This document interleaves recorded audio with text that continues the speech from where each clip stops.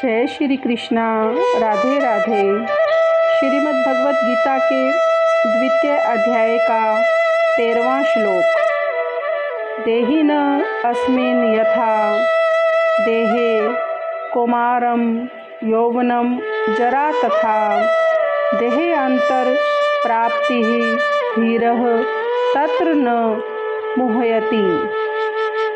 जिस प्रकार शरीरधारी आत्मा इस वर्तमान शरीर में बाल्य अवस्था से तरुण अवस्था और फिर वृद्ध अवस्था में निरंतर अग्रसर होती रहती है, उसी प्रकार मृत्यु होने पर आत्मा दूसरे शरीर में चली जाती है।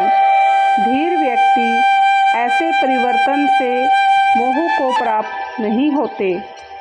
तात्पर्य: प्रत्येक जीव एक आत्मा है। वह प्रतिक्षण अपना शरीर बदलती रहती है, कभी बालक के रूप में, कभी युवा के रूप में तथा कभी वृद्ध पुरुष के रूप में। तो भी आत्मा वही रहती है, उसमें कोई परिवर्तन नहीं होता।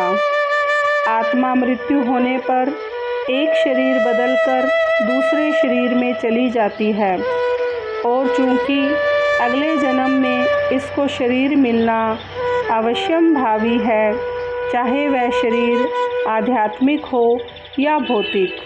अतः अर्जुन के लिए न तो भीष्म न ही द्रोण के लिए शोक करने का कोई कारण था, अपितु उसे प्रसन्न होना चाहिए था कि वे अपने पुराने शरीरों को बदलकर नए शरीर ग्रहण करेंगे और इस तरह वे नई शक्ति प्राप्त करेंगे। ऐसे शरीर परिवर्तन से जीवन में किए कर्म के अनुसार नाना प्रकार के सुख उपभोग या कष्टों का लेखा होता है।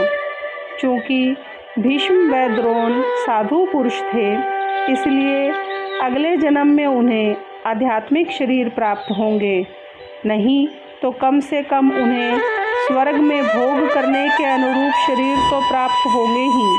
अतः दोनों ही दशाओं में शोक का कोई कारण नहीं था। जिस मनुष्य को आत्मा, परमात्मा तथा भौतिक और आध्यात्मिक प्रकृति का पूर्ण ज्ञान होता है, वह धीर कहलाता है। ऐसा मनुष्य कभी भी शरीर परिवर्तन द्वारा ठगा नहीं जाता। गीता में पुष्टि हुई है कि परमात्मा के खंडों का सनातन अस्तित्व है, जिन्हें अक्षर कहा जाता है, अर्थात उनमें भौतिक प्रकृति में गिरने की प्रवृत्ति होती है। ये भिन्न अंश नित्य भिन्न रहते हैं, यहाँ तक कि मुक्ति के बाद भी आत्मा जैसे का तैसा भिन्न अंश बना ही रहता है, किंतु एक बार मुक्त होने के बाद वह श्री भगवान के साथ सच्चिदानंद रूप में रहती है। जो प्रत्येक शरीर में विद्यमान है, वह जीव से भिन्न होता है।